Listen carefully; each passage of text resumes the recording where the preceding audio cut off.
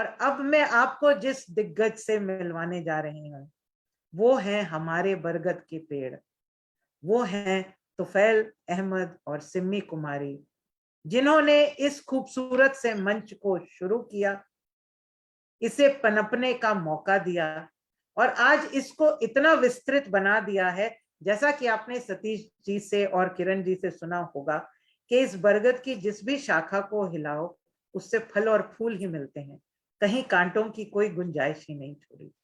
तो बहुत बहुत स्वागत आपका तुफैल भाई, हार्दिक अभिनंदन और नमस्कार सिम्मी जी। आप दोनों का साक्षात्कार लेते हुए मैं धन्य हो रही हूँ। बहुत आभार, धन्यवाद। और सबसे पहले तो आप धन्यवाद, आप कंटिन्यू 4 घंटे से ये कार्यक्रम कर रही हैं और आपके 3 दिन त्रिदिवसीय कार्यक्रम जो हमारा स्वर्णिम शतक है वो 3 दिन से चल रहा है और आप 3 दिन से कंटिन्यू ये कार्य में लगी हुई हैं और कल भी रात के 10 बजे ये कार्यक्रम समाप्त हुआ। आज भी ये 4 घंटे से चल रहा है और ये फ्राइडे को भी था, इसलिए आपका बहुत बहुत धन्यवाद। एक स्पोर्ट्स होता है जिसको कहते हैं ट्राइथेलॉन, जिसमें सिर्फ एक विधा में आपको अपना कमाल नहीं दिखाना होता है, कई विधाओं में, जैसे दौड़ना होता है, जंपिंग होती है और दूसरी चीजें होती हैं जी, और स्विमिंग भी उसमें होती है आपके इंड्योरेंस का टेस्ट होता है जी। उसमें तो सबसे बुरा ये होता है तो फेल भाई के स्विमिंग करा के और फिर साइकिलिंग कराते हैं जी गीले में। जी जी जी। तो साहित्य में अगर इंड्योरेंस का टेस्ट हो तो उसमें जो प्रथम स्थान आएगा वो अनुपम रमेश किंगर जी का है। अरे सर, क्योंकि बहुत जिस बहुत तरीके से उन्होंने पिछले 3 दिन से यानी कि ट्राइथेलॉन में भाग लिया है, न सिर्फ भाग लिया है बल्कि कल मंच का संचालन किया है। कल का प्रोग्राम भी 4 घंटे से ऊपर चला था और आज भी। अच्छा, कल के प्रोग्राम में तो कवि अपनी कविताएं सुना रहे थे तो उनको शायद थोड़ा सा रेस्ट भी मिल जाया करता होगा, लेकिन होस्ट को रेस्ट नहीं मिलता है आमतौर पे। आज के प्रोग्राम में कंटिन्यूअस 4 घंटों से वो प्रोग्राम चला रही हैं, बातें कर रही हैं और मैं देख रहा हूँ कि उन्होंने चाय कॉफी भी बीच में नहीं पी है। तो ये साहित्य में इंडोरेंस की एक अनोखी मिसाल है और मैं चाहूंगा कि फेसबुक पे हमारे जितने भी श्रोता जुड़े हुए हैं वो सभी इसके लिए एक या तो क्लैप की इमोजी डालें या कम से कम अपने कमेंट से इस बात को का इकरार करें और इस बात को दोहराएं कि अनुपम रमेश किंगर जी साहित्य के इंड्योरेंस टेस्ट में प्रथम स्थान पर। बहुत बहुत बहुत धन्यवाद तुफैल भाई, बहुत धन्यवाद। और जैसा कि मैं हमेशा कहती हूँ, मंच प्रदान आपने किया, मंच सजाया आपने, इतने अच्छा संजोग बनाया आपने। हमने तो सबने आते आके आकर बस अपना अपना रोल निभाया है। बहुत बहुत धन्यवाद आपका उसके लिए। और यकीन मानिए, मुझे पूरा विश्वास है कि सिर्फ मैं या एग्जीक्यूटिव काउंसिल या पीएलजी के मेंबर ही नहीं बल्कि दर्शक और श्रोता भी जानना चाहेंगे कि इस उच्च कोटि का साहित्य प्रेम लेकर आप कैसे इतनी लंबी राह चले। जैसा कि मैं इसमें एक बात और भी कहती चलूं, जैसा कि मैंने कल भी कहा था कि आसान नहीं होता है कोई भी चीज पहली बार करना। जो सब कर रहे हैं वो करते जाना बहुत सहज होता है। जब तक आग नहीं थी लोग खाए चले जा रहे थे कच्चा मांस। किसी एक व्यक्ति ने कितना कितना प्रयत्न किया होगा, कितनी बार वो हारा होगा, तब जाकर उसे सफलता मिली और उसने इतिहास रचा। आप तो नित नए इतिहास रचते हैं तुफैल भाई, कैसे कर पाते हैं आप ये सब? देखिए, इससे पहले कि मैं आपकी इस बात का जवाब दूं, आपने जो थोड़ी देर पहले कहा कि ये मंच प्रदान किया, तो मेरा ये मानना है कि मंच मैंने ऐसा कोई प्रदान नहीं किया है, सब लोग साथ में मिले हैं तो ये मंच बना है। और बिल्कुल ये ऐसा ही होता है जैसे गुलदस्ता होता है कि अगर गुलदस्ते में कई तरह के फूल एक साथ न लगाए जाएं तो वो गुलदस्ता गुलदस्ता नहीं दिखता है। और अगर गुलदस्ते से फूल निकाल दिया जाए और अकेला गुलदस्ता टेबल पे रख दिया जाए तो उसे न तो कोई देखता है और न सराहता है। जब उसमें सारे फूल जड़ दिए जाते हैं तभी उस गुलदस्ते की तारीफ भी होती है और उस गुलदस्ते को लोग निहारते भी हैं। तो शुक्रिया। ये आपकी जरा नवाजी है जो हमेशा आती है, और शायद इसी के प्रेम पाश में पढ़कर हम सब लोग खिंचे चले आते हैं। जी, पीएलजी की शुरुआत जैसा कि आप सब लोग शायद जानते भी होंगे, मैंने कई बार मंच पे कहा है कि इसका जो ख्याल आया ये तो बाद में आया। इसके बहुत पहले यहाँ पे जब मैं ओमान में, हिंदुस्तान से आया था मैं ओमान में, तो यहाँ पे बड़े प्रोग्राम एक दो होते थे साल में। कवि सम्मेलन एक होता था और एक मुशायरा होता था, एक हास्य जी कवि सम्मेलन होता था। और वहाँ पे चूंकि यहाँ पे समय की कमी होती थी, थोड़ी देर प्रोग्राम चलता था, तो उसमें जो गेस्ट कवि होते थे उनको ही पढ़ने का मौका मिलता था। यहाँ के लोकल कवि तो पढ़ते नहीं थे, हम लोग जी वहाँ पे जी सुनकर चले आते थे। लेकिन उसके बाद एक बिल्कुल शून्य सा हो जाता था, वैक्यूम क्रिएट हो जाता कि अब अगले 6 महीने या 1 साल तक क्या साहित्य के नाम पे। तो मैंने कुछ लोगों को ढूंढना शुरू किया कि कौन लोग हैं जो साहित्य में इंटरेस्टेड हैं। तो उनको एक बार मैंने घर पे बुलाया कि चलो बैठ के साहित्य के नाम पे मिलते हैं। हम लोग बहुत सारे नाम पे तो मिलते रहते हैं, कभी बीच पार्टी पे, कभी बारबेक्यू पार्टी पे, एक दिन साहित्य के नाम पे भी हम लोग मिलते हैं। जी और फिर वहां से वो सिलसिला शुरू हुआ। हमने कहा कि हम हर महीने मिलेंगे किसी एक के घर पे। लेकिन जैसा कि होता है कि कोई चीज कभी कभी इंथुसिज्म के साथ शुरू होती है, लेकिन धीरे धीरे उसमें से लोग निकलते जाते हैं। तो इसमें से भी लोग शुरू में निकलने लगे, और एक दिन तो ऐसा आ गया था कि मैं एक होस्ट के घर पहुंचा था। उनको भी मैंने कहा था कि इस महीने आपके यहाँ होगी, तो उन्होंने शायद कह दिया कि हाँ बिल्कुल हमारे यहाँ आ जाइए। तो मैं जब उनके घर पहुंचा तो वहां पे मेरे और उनके अलावा कोई नहीं था। ओ तो उन्होंने कहा मुझे कि मशवरा दिया कि आप इसको बंद कर दीजिए, साहित्य के नाम पे कौन मिलता है आजकल। जी मैंने कहा कि देखिए, जब तक आपके जैसा एक आदमी मिलेगा तो हम जरूर मिलेंगे, और ये जो मंथली सिलसिला है ये जारी रहेगा। और अगर ऐसा भी ना हुआ, कभी अकेले भी मिलना पड़ा, तो हम अकेले भी मिल लेंगे, अकेले ही शायरी पढ़ लेंगे। लेकिन ये शमा जब जली है तो बंद नहीं। वाह, और बहुत फिर खूब। धीरे धीरे लोग मिलते गए। और वो जो शेर मैं हमेशा पढ़ता हूँ, जी मजरू सुल्तान पौड़ी का के लोग मिलते गए और काफिला बनता गया। तो फिर जी धीरे धीरे लोग मिलते गए, और फिर इतना बड़ा हो गया, इतने लोगों को हमने ऐसे शुरू किया कि अगर किसी को फेसबुक पे मैंने देखा कि कोई थोड़ी सी लिटरेचर में इंटरेस्ट की बात लिखा किसी ने, तो उसको मैं मैसेंजर से मैसेज देता था, क्योंकि फोन नंबर नहीं होता था मेरे पास। तो मैं जी मैसेंजर जी से देता था कि आप पोएट्री में इंटरेस्ट रखते हैं तो आप आइए हमारे मीटिंग में। और किसी को कहीं पे भी देखा तो मैं कहता था कि अगर किसी ने भी कुछ शेर कहीं पे पढ़ दिया या कुछ कहा, तो हम उसको इनवाइट करते थे कि आप आइए, आपको इंटरेस्ट है, आप जुड़िए। तो धीरे धीरे लोग जुड़ने लगे। और फिर एक समय ऐसा भी आया कि ड्राइंग रूम्स में जगह कम पड़ने लगी, तो हम कॉरिडोर्स में तिपाहियां रख देते थे, और कोई कोने में बैठ के ऐसे भी सुनते थे, और ऐसे भी शरीक होते थे। फिर जगह बिल्कुल ही कम पड़ने लगी, तो फिर उसको हमने हॉल्स में शिफ्ट कर दिया।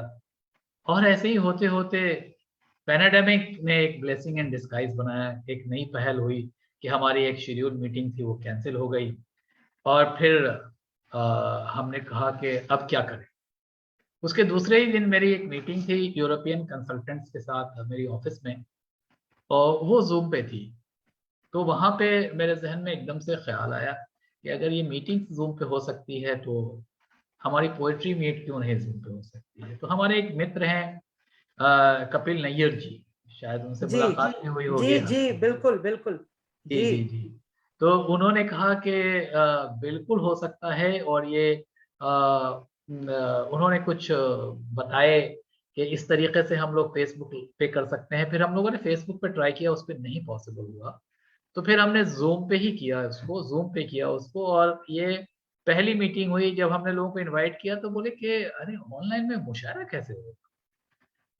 तो हमने कहा ट्राई करके देखते हैं, जब तक पैनाडेमिक है तब तक हम लोग ऑनलाइन मिलते हैं। तो फिर 20 मार्च 2027 को, आज से 100 सप्ताह पहले वो इतिहास प्रोग्राम रचा। हुआ। और वो एक ऐतिहासिक प्रोग्राम हो गया, क्योंकि जब हमने बाद में रिसर्च किया तो हमें पता चला कि उससे पहले तो कोई प्रोग्राम हुआ नहीं ऑनलाइन मुशायरे या कवि सम्मेलन का। हाँ, कुछ जी प्रोग्राम जरूर हुए थे जो कि प्री रिकॉर्डेड होते थे, कि आप अपनी रिकॉर्डिंग भेज दीजिए, जी उन रिकॉर्डिंग्स को लोग कंबाइन कर देते थे और फेसबुक पे उसको अपलोड कर देते थे। लेकिन जी जी रियल टाइम कवि सम्मेलन मुशायरा पहली बार वही हुआ। और फिर हमने यही सोचा था कि 2-4 एपिसोड होंगे जब तक पैनाडेमिक है, फिर उसके बाद हम लोग जैसे मिलते हैं वैसे मिलने लगेंगे।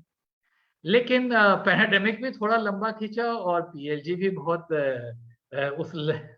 के साथ ऊंचाई पे पहुंच गई, क्योंकि लोग यहाँ से लोकल के बजाय के अलावा और भी दूसरी जगहों से लोग जुड़ने लगे, और धीरे धीरे सारे विश्व से जुड़ गए। तो अब तो ये ऑनलाइन ही हो गई। अब जी अब हम ऑफलाइन जाने में मुझे डर लगता है कि अगर ऑफलाइन जाएंगे तो इतने सारे जो हमारे साथ मित्र मिले हुए हैं, इस गुलदस्ता के जो फूल हैं, ये गुलदस्ता तो बिखर जाएगा। तो अब ये ऑनलाइन है और चलेगी ऑनलाइन। जी, बहुत बहुत बधाई उसकी आपको तुफैल भाई। और हम सच सब में जैसा कि मैं कल कह रही थी, हम सिर्फ वो सफलता देखते हैं, वो सफर नहीं देखते। आज आपने अपना वो सफर बताया, कितना मुश्किल रहता होगा फेसबुक पर से लोगों को मैसेंजर मैसेज भेजना, कहीं मिले तो बात करना। आज जयती ने मुझे बताया कि उसने एक पोस्टर देखा था एक बुक शॉप में, जो कि आपने वहां छोड़ा हुआ था पीएलजी के बारे में, और जैसे लगता है मानो आप एक एक करके बटोर बटोर के सबको ले आए। आज कपिल जी ने मुझे बताया कि वो 5वें एपिसोड में जुड़े थे ऑनलाइन के।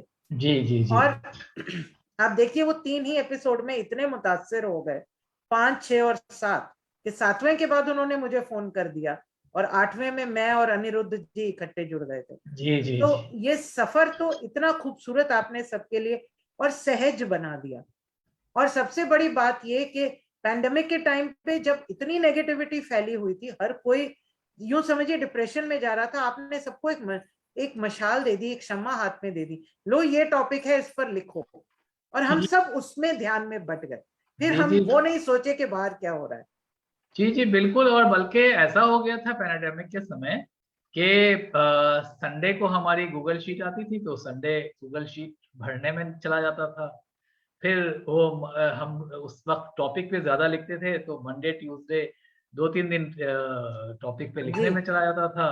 जी फिर सैटरडे आ जाता था, फिर हम जो है जो ये करते थे, अपना कवि सम्मेलन करते थे। फिर संडे को फेसबुक लाइव हो जाता था, और इस तरीके से जी पूरा हफ्ता ऐसे गुजर जाता था कि हमें तो पैंडेमिक लगा ही नहीं कि लॉकडाउन में हम कभी फंसे हों। जी तो हमारी जो एक ये भी कोशिश थी कि लोगों को मानसिक दबाव से निकाला जाए, जी जो मानसिक पीड़ा है उससे बचाया जाए, तो उसमें भी हम बहुत हद तक कामयाब रहे। जी बिल्कुल।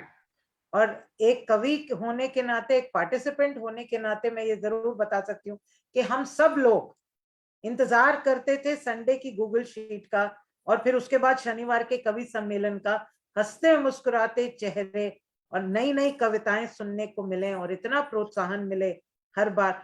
मुझे याद है पहली बार जब तुफैल भाई आपने मुझसे कहा था, अरे आपकी तो बहुत इज्जत है पीएलजी में, तो मैंने अपने घर में सबको बताया था कि जानते हो मेरी कविताओं की इज्जत है। मतलब ये बात सुनकर इतना अच्छा लगा था कि अच्छा तुम्हारे लिखे की भी कोई औकात है, वरना हम लोग तो। और आज कितने लोगों ने मुझसे कहा कि हाँ हम लिखते थे, हम कॉपियों में लिख के रख देते थे, या हमारे पास कोई एवेन्यूज नहीं थे, और फिर पीएलजी ने उन सबको ये एवेन्यू दिया। तो आपने तो बहुत ही अच्छा कार्य किया, और सबके सब दिग्गज, सबके सब गहराई से लिखने वाले लोगों को आपने यहाँ जोड़कर इतना खूबसूरत मंच प्रदान किया। तो सिमी जी, आपको शुरू से शौक था, या आपको ये लगा कि अरे कहाँ फंसा दिया इन्होंने, नहीं अब ये हर बार लोगों को बुलाएंगे, मुझे समोसे बांटने पड़ेंगे? नहीं, मुझे तो बचपन से ही शौक था लिखने पढ़ने का, और ये लिखने का मुझे बहुत शौक था। तो एक बार जब मैं 7वीं कक्षा में थी, तो मुझे याद है कि मेरी मैम जो थी वो जा रही थी, तो उनके फेयरवेल में सर ने बोला कि वो मैम जा रही हैं, अगर किसी को कुछ लिख कर देना है तो आप लिख कर दे सकते हैं, मैं मैम तक छोड़ दे दूंगा आपका मैसेज। तो हम लोगों ने सब लड़कियों ने लिखना स्टार्ट किया और अपना जो कुछ हम लोगों के पास, मुझे अभी भी याद है मैंने उस दिन बहुत अच्छा पिन लगाया हुआ था, तो वो पिन निकाल के वो मैम को एक इसमें और वो लिख कर मैम को सेंड किया। तो बाद में प्रिंसिपल सर ने बताया कि बहुत अच्छी वो कविता थी आपकी। तो मुझे बहुत ये हुआ कि अरे मेरी कविता को ही सर ने बोला, तो उससे मुझे बहुत इंकरेजमेंट मिला और मैं उसके बाद से कुछ कुछ थोड़ा थोड़ा लिखती थी। लेकिन मैं एक जगह ये था कि मैं लिख कर उसको एक डायरी में या कहीं पर ऐसे 4 लाइन लिखा, उसको कहीं छोड़ दिया। और जी बाद में फिर जब शादी हुई, बच्चे हो गए, तो फिर जिम्मेदारी बच्चों का, घर का, तो वो लिखना कहीं मेरा थम सा गया था। लेकिन फिर तुफैल जी ने जब यहाँ पे घर घर स्टार्ट किया ये पोएट्री का, तो फिर उन्होंने मुझे भी अपने साथ कहा कि चलना है। तो स्टार्टिंग में मुझे लगा कि नहीं, मैं जो है छोड़ दीजिए, मुझे बच्चों को देखना है ये। लेकिन मेरा बड़ा बेटा जो है आमिर, उसने बोला आप जाओ, मैं देख लूंगा। आरिफ को उस टाइम वो बहुत छोटा था आरिफ, तो वो बोलता था आप जाइए, मैं देख लूंगा उसको।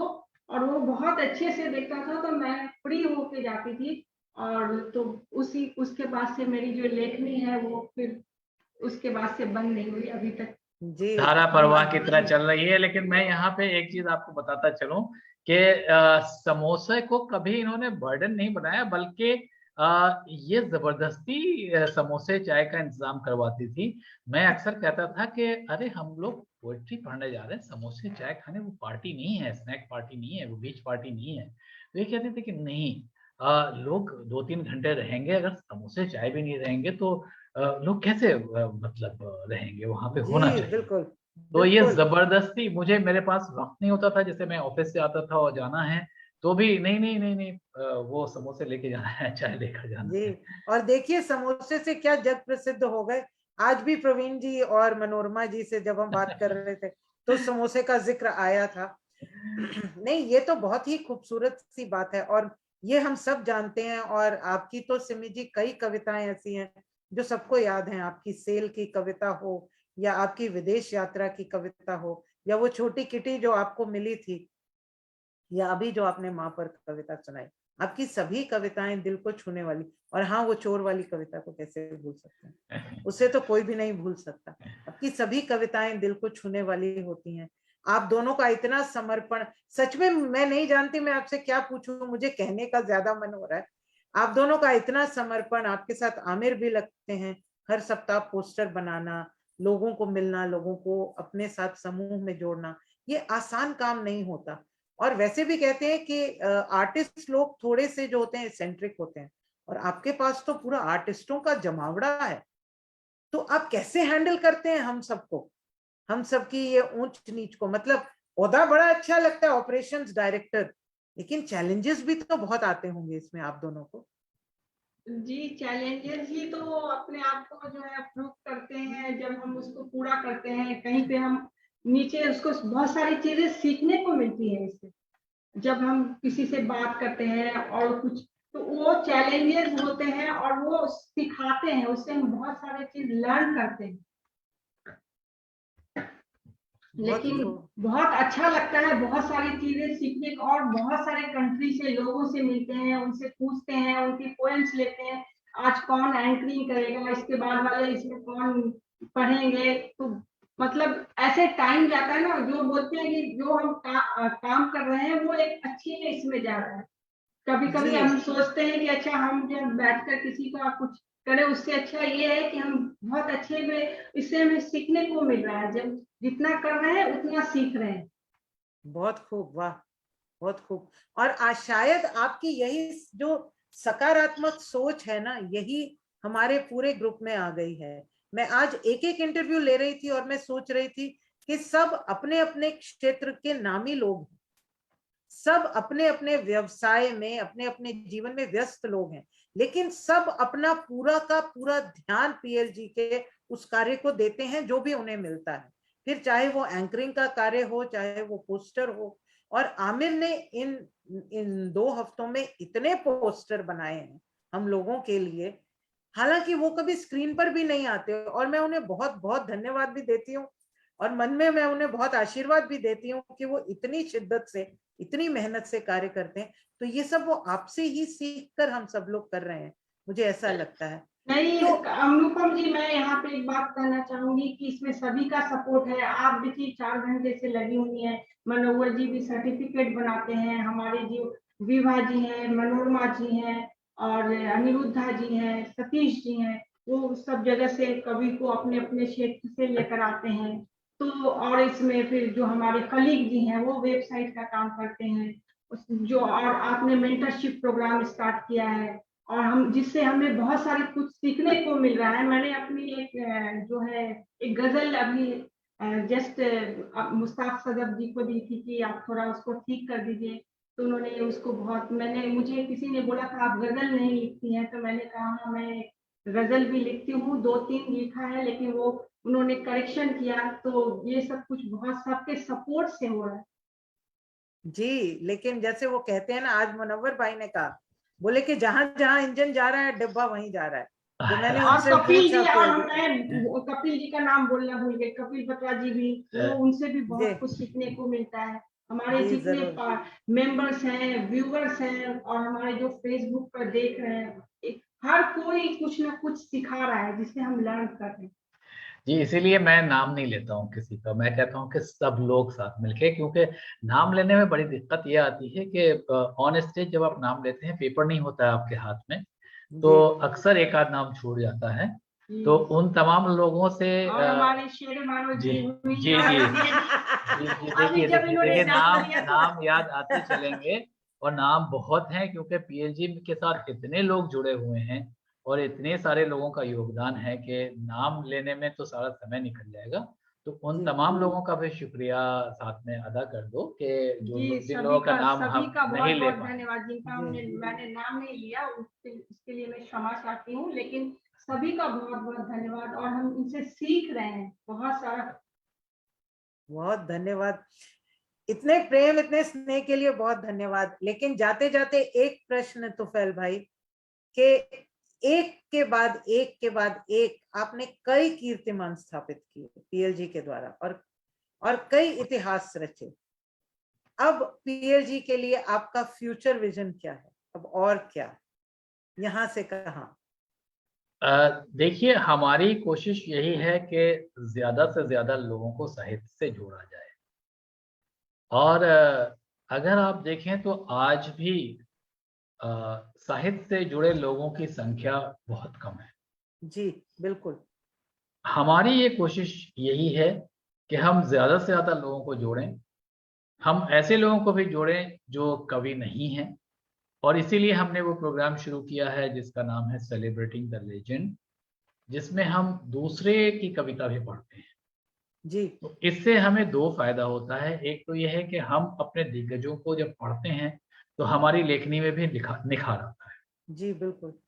और दूसरा हमारा यहाँ पर एक फायदा ये भी है कि ऐसे लोग जो कवि नहीं हैं वो भी हमारे प्रोग्राम में शामिल हो सकते हैं, और वो भी जब आप किसी महफिल में जुड़ते हैं, साहित्य से जुड़ते हैं, तो आपको और आगे उसमें कदम बढ़ाने की एक उत्सुकता पैदा होती है, और आप फिर उसमें आगे आते हैं।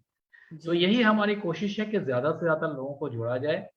पीएलजी की जो हमारी वेबसाइट है उसको हम और उसमें और निखार लाने की कोशिश कर रहे हैं, और उसमें हमारा अभी विज़न ये है कि हम जितने भी शायर हैं उनको अपनी गज़ल या नज़म या जो भी उनकी रचनाएँ हैं उनको पोस्ट करने के लिए स्थान दें। इसके लिए थोड़ी-सी हमें और फ़ॉर्मेलिटीज़ हैं उनको पूरा करना है, और थोड़े से स्पेस का इंतज़ाम करना है वेबसाइट पे। तो ये एक हमारा टारगेट है। जी और बहुत खूब। हम जैसा कि कहते हैं कि पीएलजी में हमेशा सजेशंस आर वेलकम। तो हम अपने श्रोताओं से भी, जो यहाँ पर फेसबुक पे हमारे श्रोता गण जुड़े हुए हैं, उन तमाम लोगों से भी कहूँगा कि आप हमें क्या सुनना चाहते हैं पीएलजी में। पीएलजी में आप अपना सजेशन दें।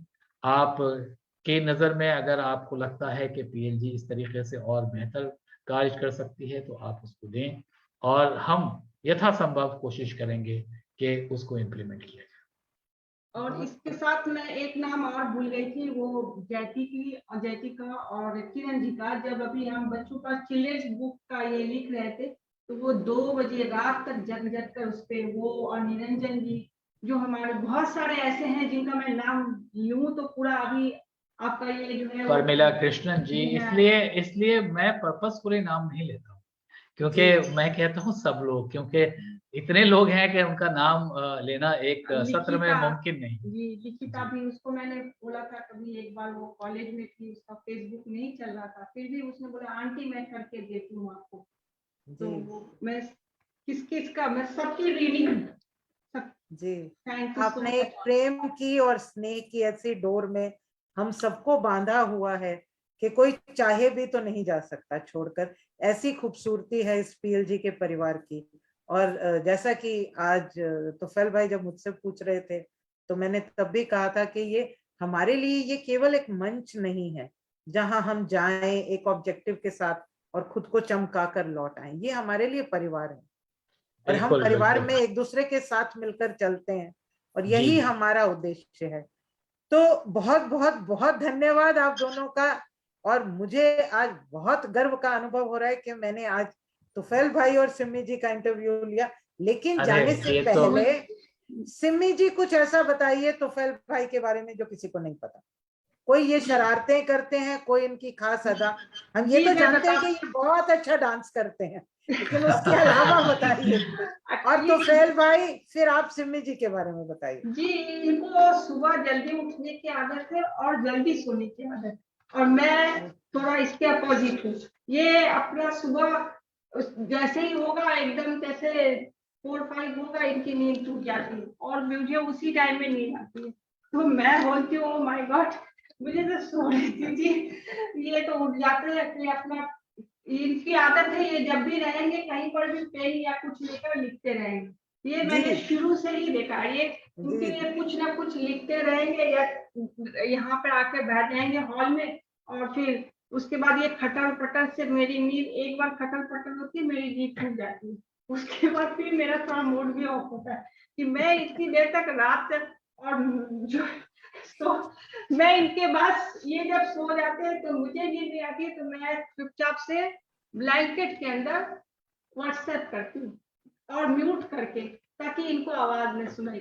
देखिए अब तो फैल भाई, देखिए आपने आज ऑन एयर बोला है कि जितने भी सजेशन आएंगे, सुझाव आएंगे, आप उन पर ध्यान देंगे। तो अब इस सुझाव पर भी आप ध्यान दीजिए।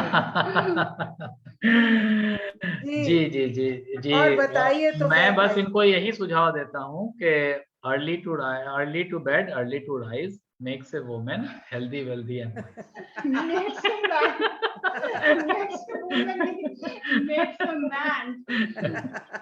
तो वो तो बन गए ना जी जी, वो तो बन गए, हमें बनना है। जी, तो फैल भाई कुछ ऐसी बात सिमी जी की ये जो हम नहीं जाने। सिमी जी की कविताएं, हास्य कविताएं, कहानियां तो आप सब लोगों ने पीएलजी के मन से सुनी जी होंगी। और